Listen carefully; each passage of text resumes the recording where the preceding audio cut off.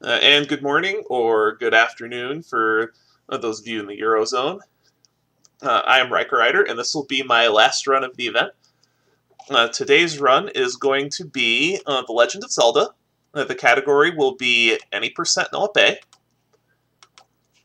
So what this will consist of is getting all 8 pieces of the Triforce, 1 out of every dungeon, entering level 9, defeating Ganon, and rescuing Princess Zelda.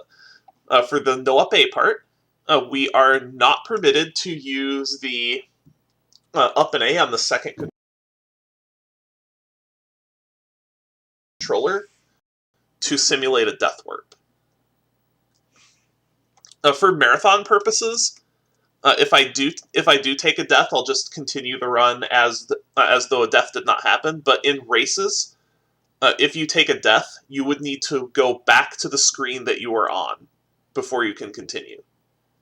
And for any runs that are on the leaderboard, any sort of death does invalidate your run.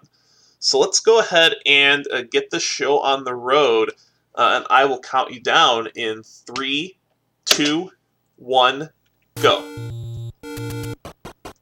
So our first order of business is going to be heading over to level 2. There are 2 different routes that you'll see runners take. The 3 first route is the current world record route. The route that you'll be seeing is the 2 first route. The 2 first route was developed by Jay Coper. He has been running The Legend of Zelda since pretty much the beginning of speedrunning of this game. And to give you an idea of the time you can expect to get with this route, I am confident that just about anyone who plays this game and is capable of finishing it can get a 45-minute time with this route. So what I'm going to do for a little bit of marathon safety is there's a blue Octrot coming up here that I'm going to kill to try to get a bomb drop, which I did not get. So the way the item drops work in the game is each different group of enemy has a set drop table, and what you get depends on the number of enemies that you have killed. And it runs on a cycle of 10. So every 1st, 6th, and 8th enemy that you kill, if it is from the bomb dropping group, does have a chance at dropping a bomb. So that's something that I'm going to want to pay attention to in some cases, to make sure that I can get enough bombs.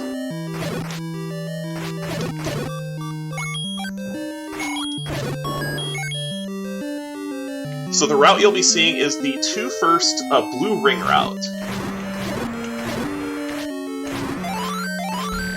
This is the route that you'll see intermediate players go for. The blue ring makes it very easy to be able to finish the run late, where just the end of the game can be so difficult. I can't stress how difficult the original Legend of Zelda is to finish. But once you're capable of finishing the game, anyone can get a 45 with this route. Wow, no bomb drops at all. That's gonna make things very interesting coming up.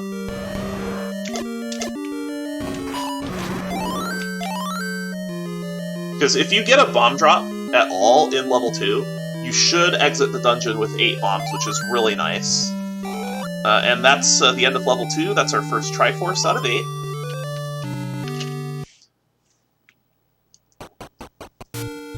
So now after level 2, we're going to be doing a bunch of overworld cleanup, including getting money that will be necessary for all the purchases that we'll need to make throughout the course of the run.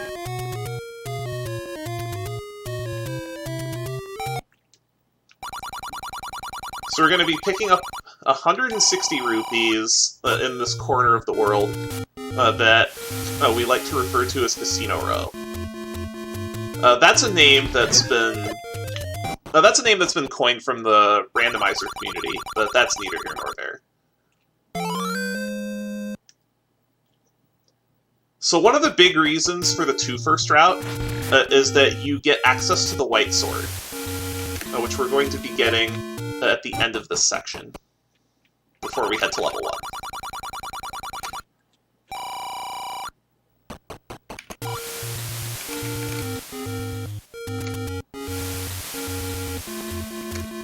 If you feel the need to, you can get the letter here.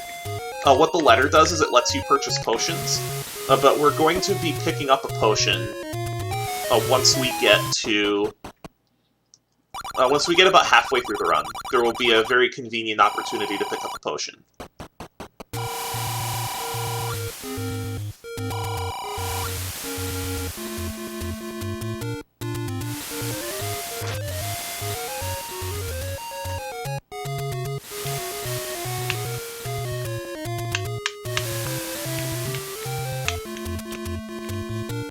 So what I just did there is a technique called the screen scroll.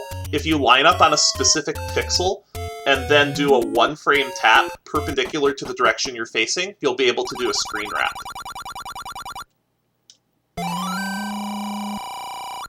And the screen wrapping technique will be very important later, in that it just saves a lot of time. So now we're going to be coming up to the waterfall area. And this Lionel is not going to be in a very favorable position to get to the cave, but if you reset the screen, that should change the spawn position to where the Lionel will be in a very favorable position for you to run into the cave and grab this white sword. The white sword will double your damage output, however, you need 5 hearts to pick it up. Thankfully, we have just enough hearts to do so. And this is the big advantage to doing 2 first, is it'll speed up your combat. And you'll be doing a lot of very tricky dungeons later on when you have more resources.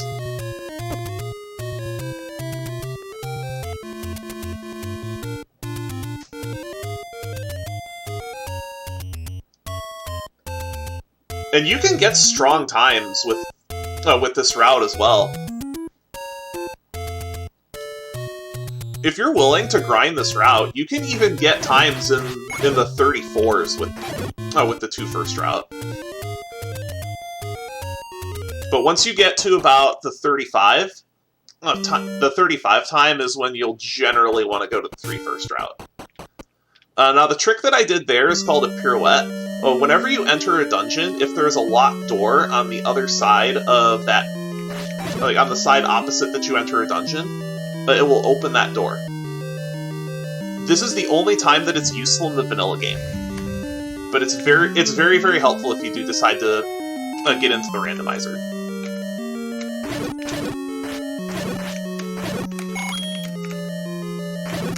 I let that Stalfos get away from me. That's okay though.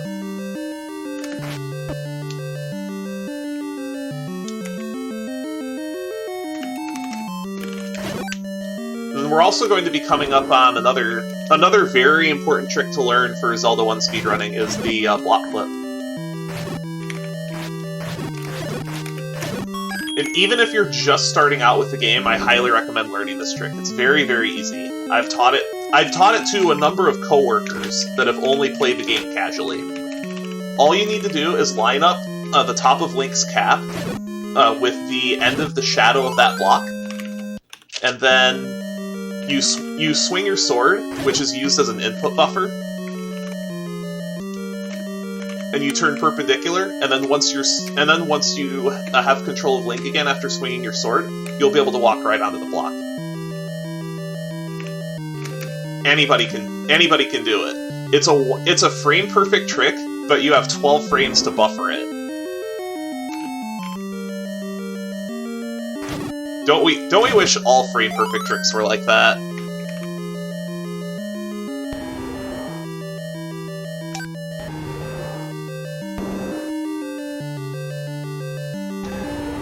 So we'll be coming up on our second boss, Aquamentus. You're not supposed to have the white sword for that boss either.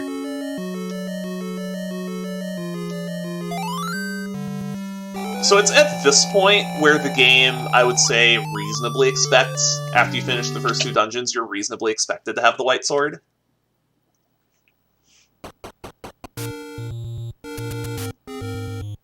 So after completing level 1, we're going to be heading down Candle Row to do a little bit of overworld cleanup.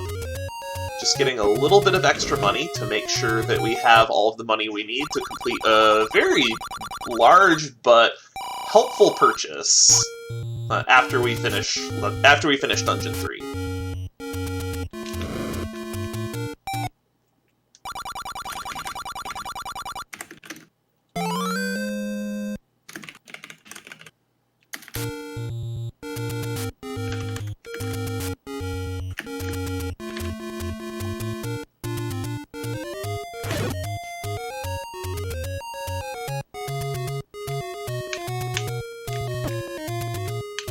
And this is another instance where the screen wrap is very helpful.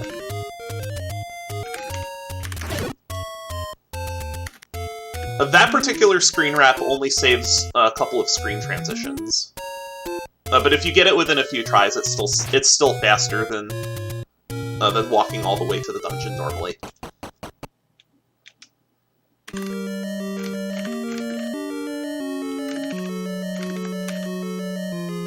So our goal in level 3 is going to be to pick up the raft.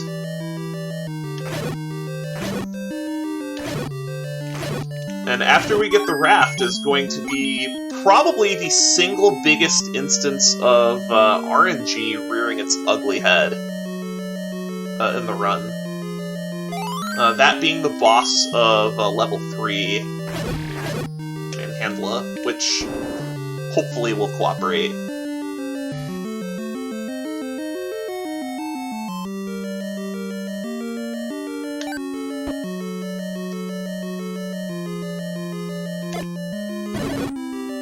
So, Dark Nuts.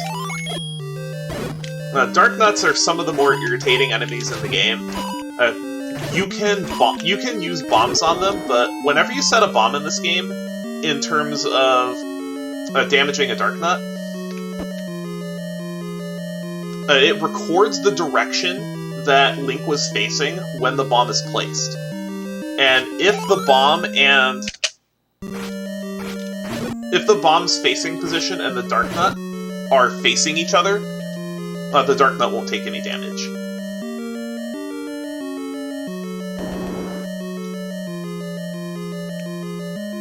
And we'll run into this a lot when we get to level 5.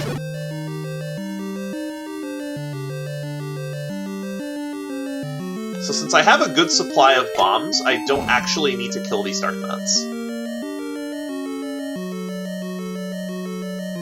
If you need bombs, you can kill those Dark Nuts for a bomb drop. Alright, Troll Handla, can you cooperate, please? That's fine. That's not a perfect fight, but it's clean enough. I will absolutely take that.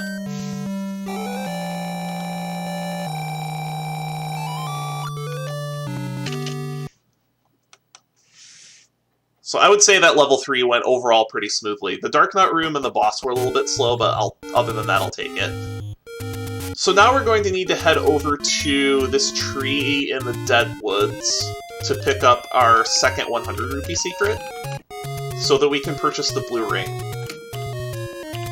Once you have the blue ring, the run gets a lot easier.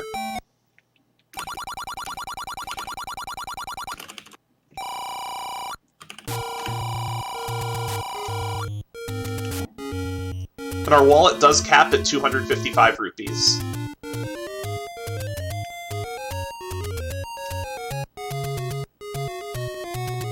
And that limitation is the big reason for the way the blue ring route is well routed. So we'll pick up our blue ring from this shop, mostly emptying our wallet. And the blue ring gives us double defense, so we will be taking half as much damage from everything now, which is very, very important for the later dungeons. Makes them a lot more survivable. So now we're going to do another screen wrap here, hopefully.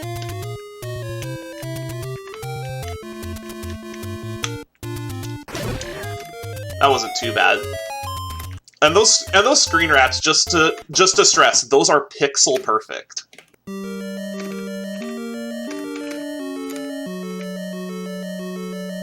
So now we'll be heading into level 4. Now this next room in level 4 has a fairly annoying trick as well. Oh, nice, first try.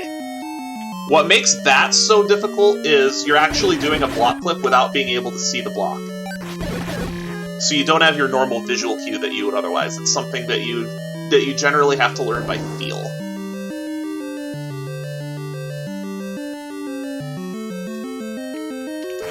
Since I'm a little bit low on bombs, I'm actually going to be killing these with a sword. If you have a lot of bombs coming into level 4, then you can bomb out those fires. Not only is it faster to kill the fires that way, but you can have a chance at getting a bomb drop and being able to leave this dungeon with full or nearly full bombs. That was not a very good breakfast room.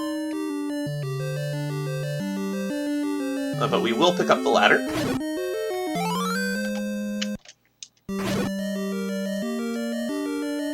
So the reason why that's called the breakfast room is because of the likes. We like to call them pancakes in the community because they look like stacks of pancakes. So now this next trick that I'm going to be doing only saves time if you get it first try. Which it's not, but I'm doing this more to demonstrate the ladder clip. It works on a very similar concept to the screen wrap, in which you trick the game into thinking you are on the wrong tile. And you can use that to get across 2 tile-wide gaps that you normally wouldn't be able to. This is another case where if you had more bombs, then you could consider bombing out those fires. But because we only have 2 bombs and we're going to be needing them,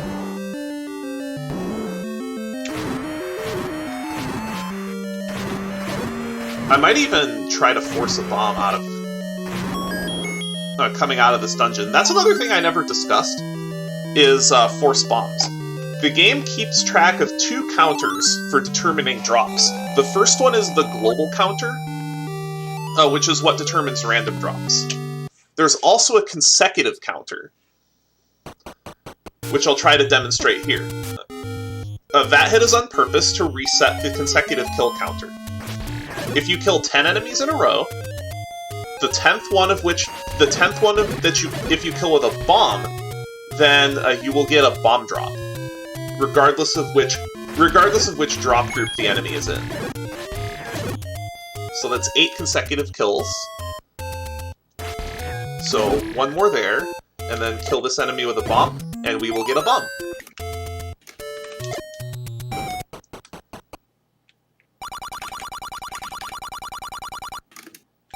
And that's very important because we're going to be opening up a lot of caves that require bombs on the way to level 5, as well as within level 5 itself, bombs are very, very helpful. You do need a few to finish the dungeon, but the more bombs you have, the easier it is to complete level 5 quickly.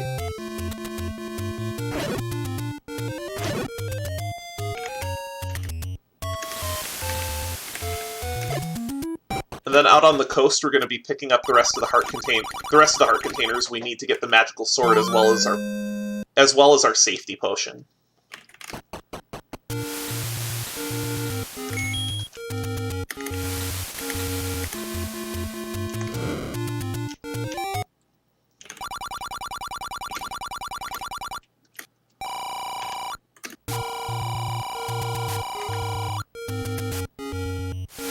If you are low on bombs, there are a handful of enemies that you can kill,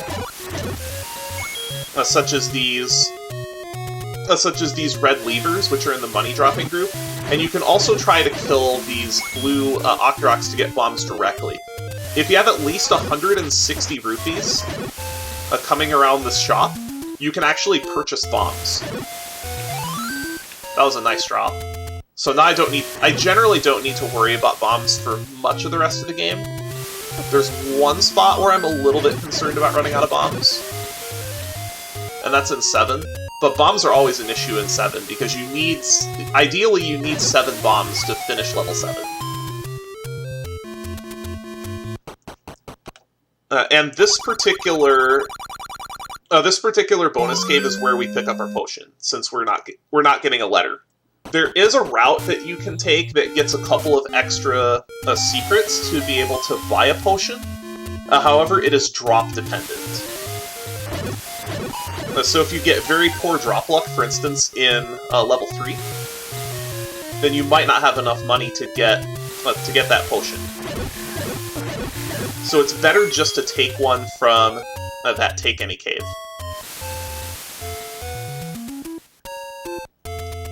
So on this screen, coming up here, we're going to be doing another screen wrap to get to a level 5, and this is one of the 2 most important screen wraps in the game, because this saves 6 screen transitions.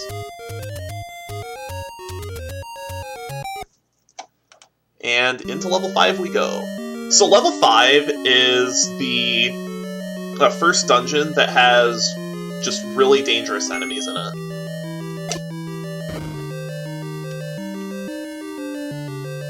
So these Gibdos do 2 hearts of damage. There are blue dark nuts that you'll see that do 2 hearts of damage. And this is the first block clip that you have to do under real pressure.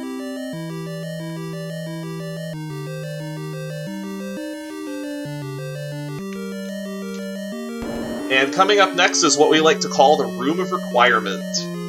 This is the first room that you will need to fight these blue dark nuts in. And these blue dark nuts take either 2 bombs or 4 hits with the light sword. And they have a base damage value of 2 hearts, so this is where having a blue ring can really come in handy. Because these guys will just eat you up otherwise.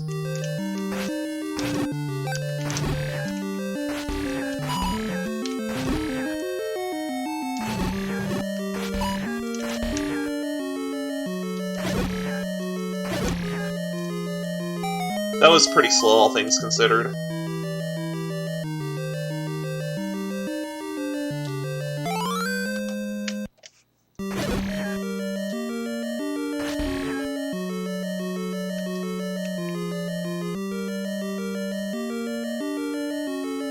So from here, we can just head back and finish the rest of the dungeon.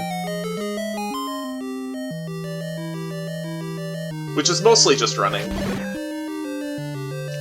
And that item that we picked up, the recorder, that will let us kill Digdoggers, and it will let us warp to any dungeon that we have already completed.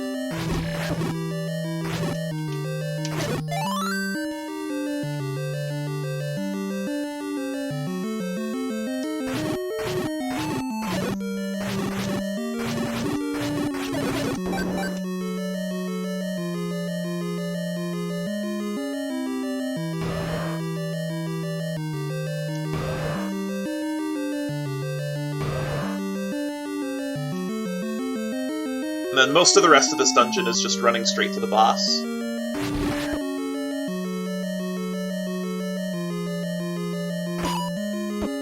So what I was trying to do there is whenever an enemy's iframes are going, not only can it not take damage, but it also can't deal damage to you. So you can phase right through enemies that are currently flashing from iframes.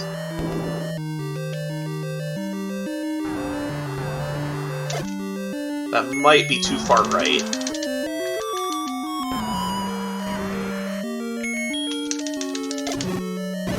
Nope, we're good. That was a really solid level 5. Other than the Blue Lagoon. Or the Room of Requirement, rather. Blue Lagoons are in level 8. So now that we have the recorder, we can start warping to any dungeon that we've already completed.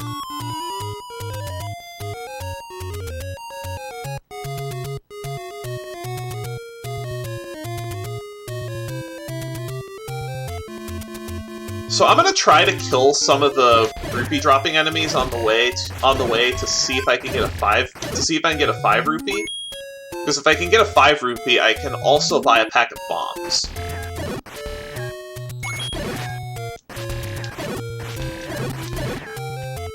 A Force 5 Rupee to the rescue. So now we should have no bomb troubles.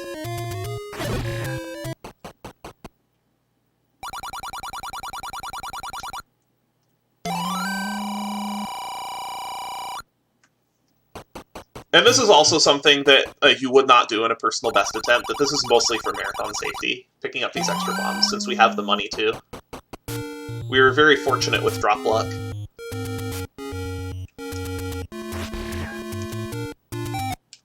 Would we have a second for a quick message? Perfect. Alright, I would just like to remind you that your donations go towards Save the Children and their missions and giving children a healthy start in life, the opportunity to learn and protection from harm.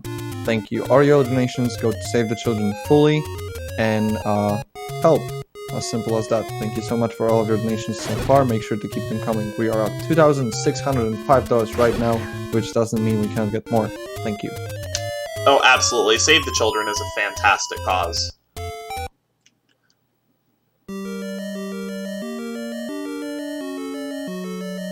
And we still have some great incentives coming up too.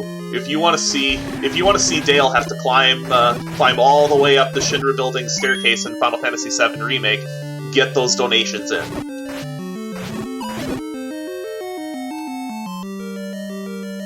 So now we're entering level 7, which Lazcard's fan likes to call 33 rooms of pure torture.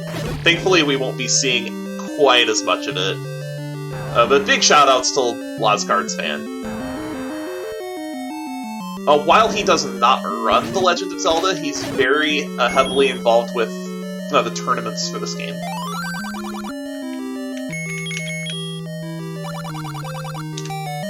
Now we'll feed our hungry Guria, and you will get to see just how large this dungeon is. This is the only dungeon map that we actually pick up, but that's only because it's coincidentally right in our way.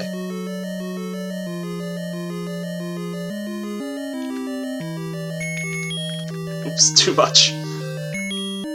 Used to 100% menus.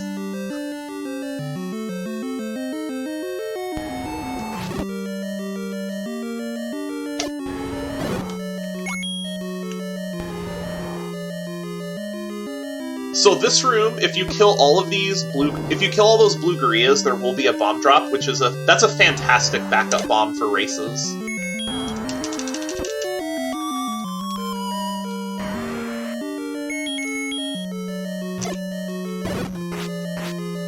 I let the Dig Dogger baby get away from me. That's fine though.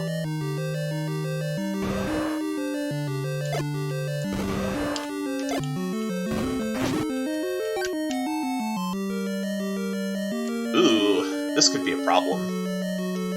I was trying to get a bomb off of that Dodongo, but I took damage in between the Dodongo dying and his drop coming up. And if that happens...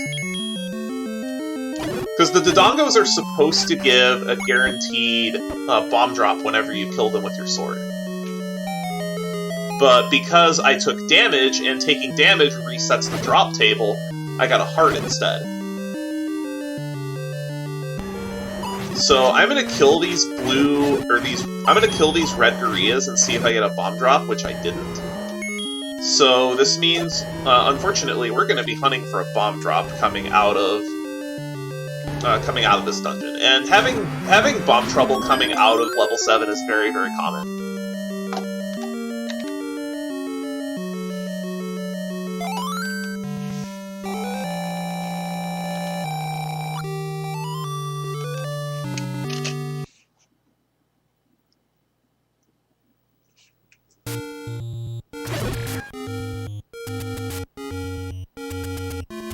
Although level 6 does... Oh, that was sweet.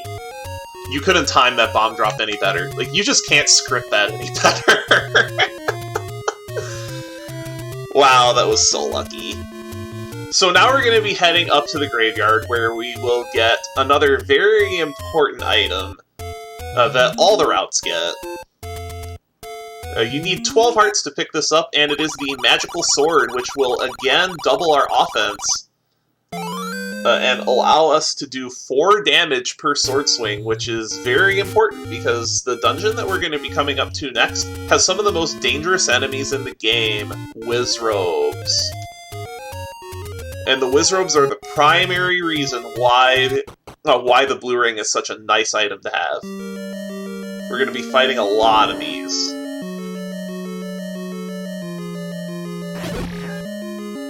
Darn, no drop.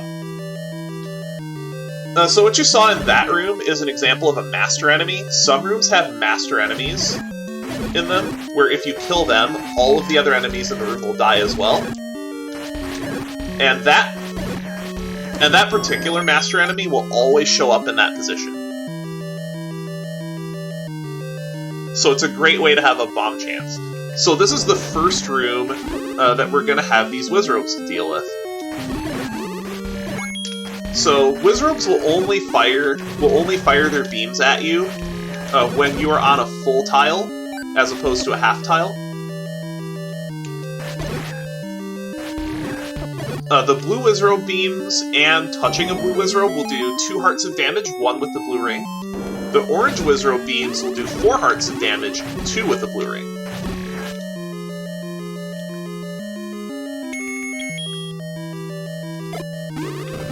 And again, I was killing the orange Wizrobes there to try to get a bomb drop, because I'm a little bit low on bombs. And having a lot of bombs is really helpful in level 8. But I'll have a few more chances at bombs here. No drop. And now we will be coming up on the magical breakfast room.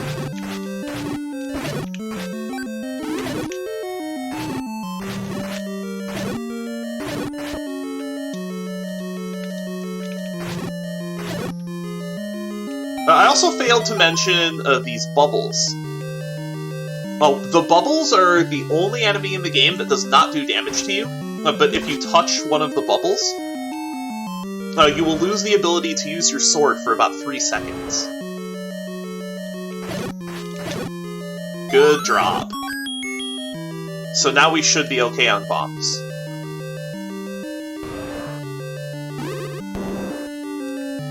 I forgot to equip my arrows before coming into this room. Didn't get punished for it, at least.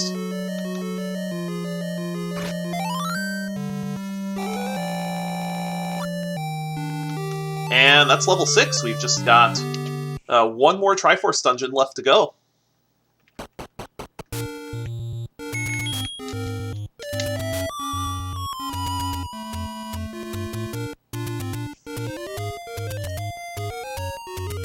This one's pretty short, but it has quite a few very irritating rooms, called 2 in particular called the Blue Lagoons, and you will understand why those rooms are so irritating once we get there.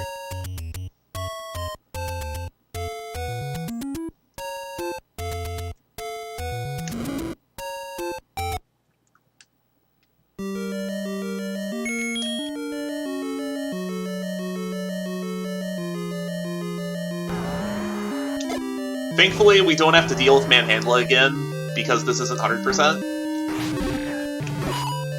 So this is one of the Blue Lagoons I was talking about. Both of these Blue Lagoon rooms are full of blue dark nuts and these turrets that are shooting at you.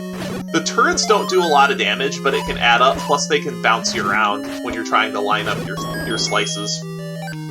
That was a good first Blue Lagoon. I avoided taking a significant amount of damage. So this is the second Blue Lagoon.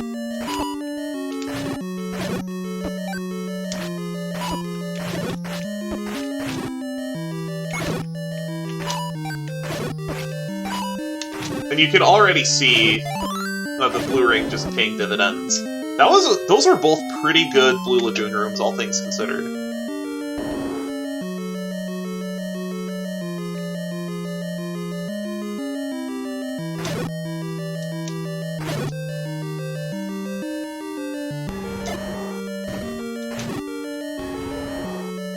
Now we're going to be coming up to our 8th boss, the 4-headed Gliok, which should go down pretty quickly because we have the magical sword. With the magical sword and a blue ring, you can just stand right in front of him. and just tank the damage to be able to kill it quickly. Good level 8.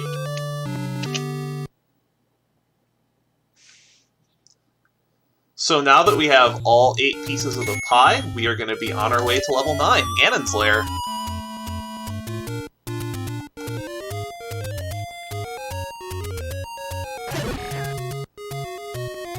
Now, unfortunately, because I do not have a lot of bombs coming out of level 8, I won't be able to use bombs in a lot of the more dangerous rooms, because you do need 3 bombs to be able to complete level 9, plus 1 bomb to enter, so I do not have very many bombs to spare.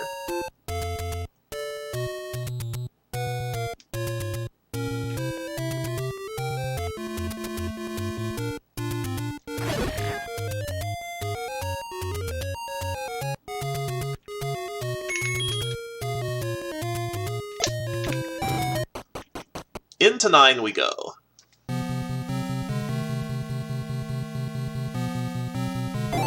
So normally this is the part I would say we would be looking for the Roar of Ganon as well as a shutter door that does not open.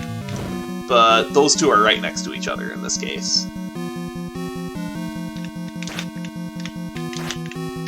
Depending on your key routing, that room with the Zulls you can kill for a key. But we have all the keys that we need.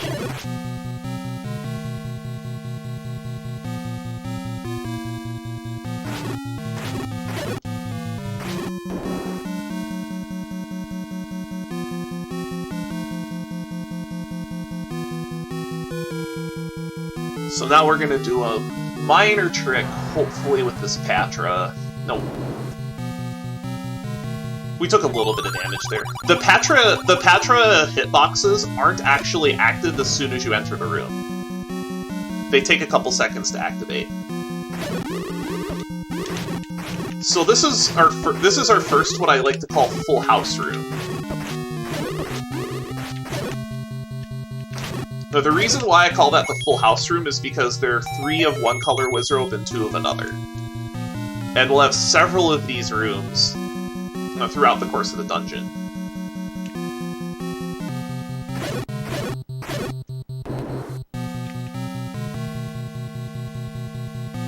And now we are coming up on, hopefully, a Patra 2 skip.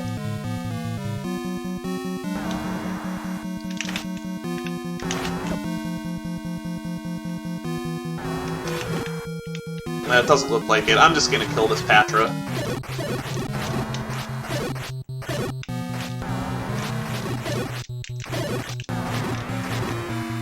It's unfortunate I did wind up having to kill it, but we did get a fairy drop out of it, which is nice.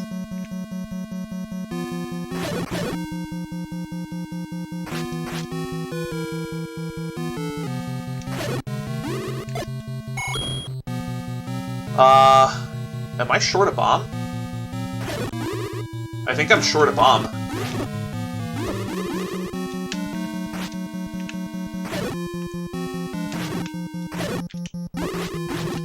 Yeah, I'm short a bomb.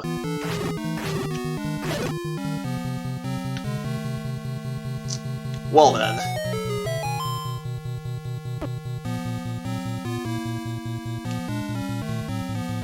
Yep, I am short a bomb. That's unfortunate. I'm gonna need to go back. Man, this would have been a really good time, too. I just miscounted my bombs.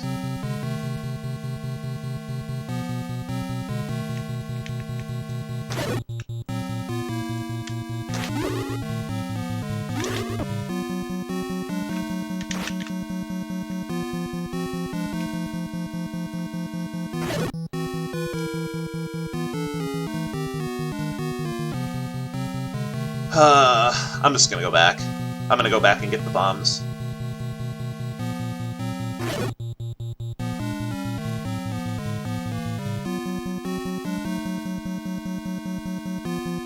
So that one room that I passed by earlier, that I skipped the Patra in, I'm gonna need to go kill that Patra because that Patra has bombs. If this were a race, I would probably just gamble on getting bombs from one of the orange Wizrobes.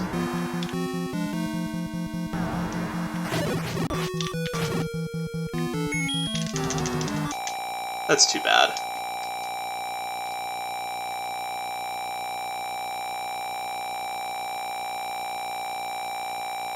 I just thought I had enough bombs and I didn't. So now I am going to need to kill this full house room again. That's not a huge deal, but it's just annoying.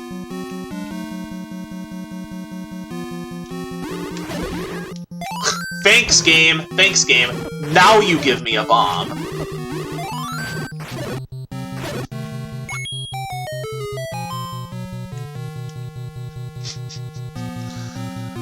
Only in a marathon would this happen.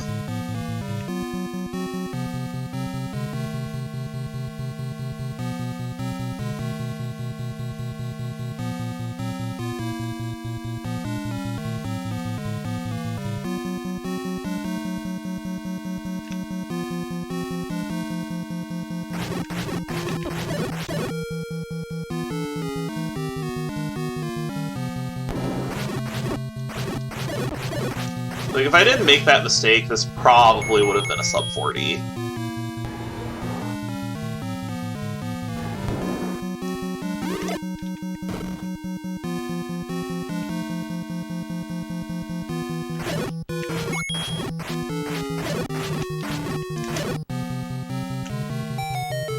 Solid trap room. So those are the last Wizrobes we actually have to kill.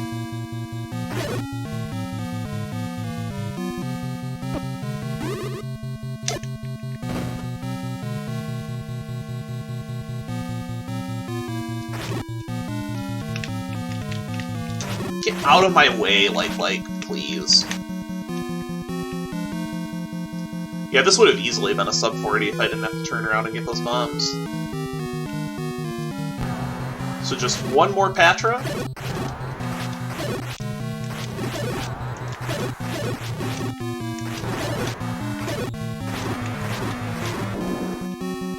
Very solid fight.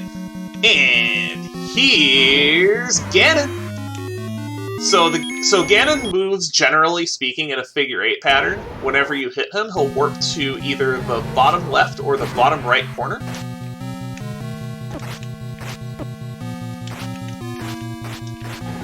If Ganon warps to the bottom... If Ganon warps to the corner you're standing in, then you can get a stun lock on him. Kind of like that. So down goes Ganon, we have the Triforce of Power. Time will be when we appear next to the princess. And time.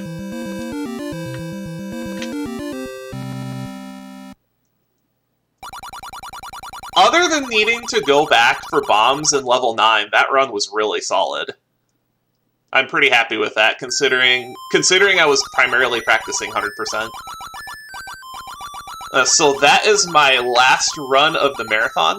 If you're interested in speedrunning this game for yourself, our website is redcandle.us, and that has links to speedrunning resources for Zelda 1 and Zelda 2, as well as their associated randomizers. Big shoutouts to Adaginos, Unos, J. Coper, Lack Attack, and all the other Zelda 1 speedrunners. Good luck to the rest of the runners in the marathon. Up next is Kirby's Adventure.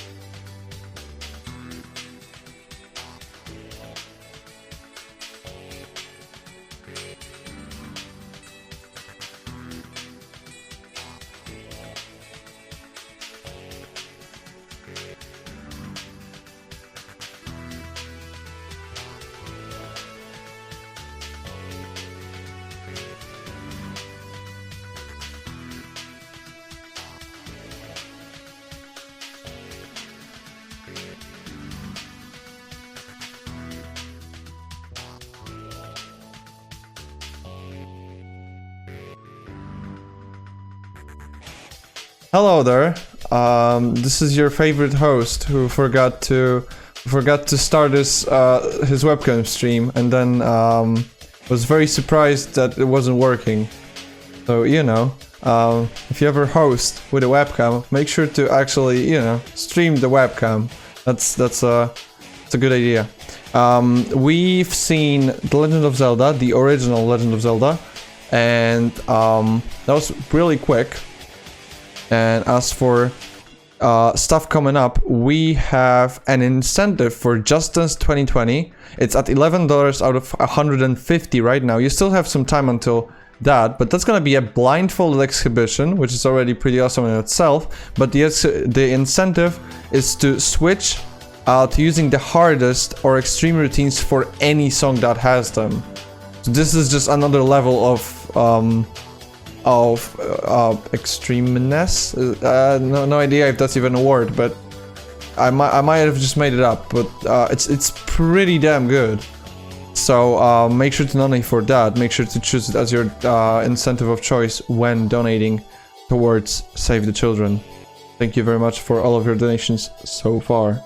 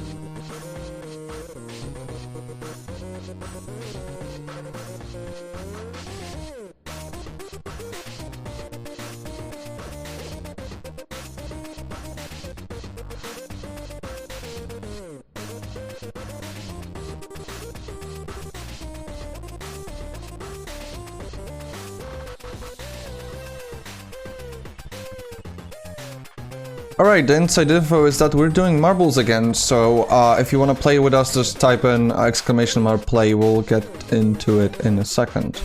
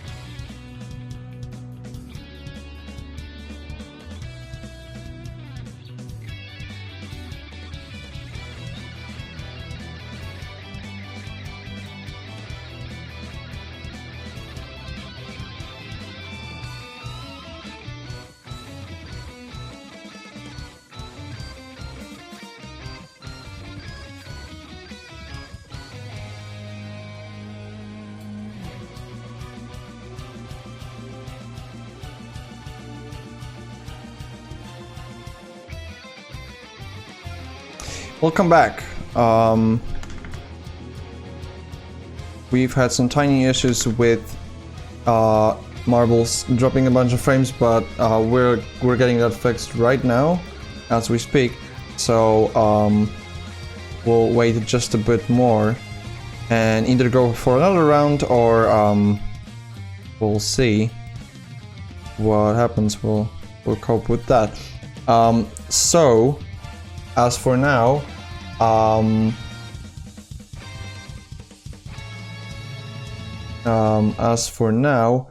would like to tell you that even the smallest of donations can help.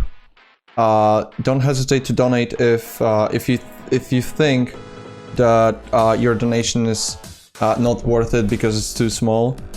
Please remember that a lot of donations we get are small donations. You can donate for from just $1, and if you decided to donate $10, you can provide a high nutrition peanut paste to a malnourished child for 10 days and help fight hunger among children. So make sure to not hesitate. Just because your donation seems small to you, it could change someone's life. Your donations, or of all of your donations, go to Save the Children in full.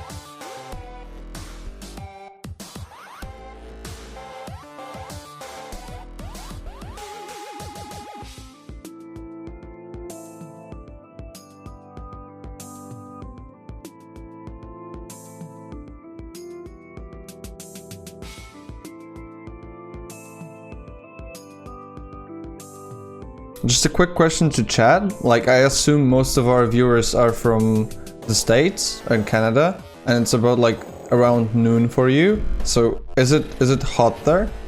Because yesterday and the day before that was like hot as hell in Poland, and I mean literal hell. Get it? Because haha, hot. But it was really hot. Like 30 degrees hot, 30 degrees Celsius hot, and now it's kind of fine. There's like the thing. Yeah, it's Celsius. I'm gonna convert it real quick. 30 Celsius to Fahrenheit. That's 86 Fahrenheit. 34 here. Holy shit. Okay, that's pretty good. It struck like it struck so suddenly. Here, like it was like pretty cold, like a light jacket cold. Okay, it's not really cold, but like light jacket weather with no sun, and then